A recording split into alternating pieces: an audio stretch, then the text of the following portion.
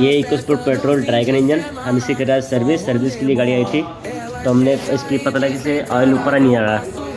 हमने इसको खोला, ऑयल पंप पे ब्लॉक पड़ा हुआ सारा जाली, ये देखो पूरी जाली ब्लॉक पड़ा हुआ है, जिसकी वजह से ऊपर ऑयल नहीं आ रहा है, तो टाइमिंग में आवाज़ आ रही है। हम इसका टाइमिंग चेंज करेंगे, टाइम पीरियड चेंज करेंगे और क्लीन करेंगे।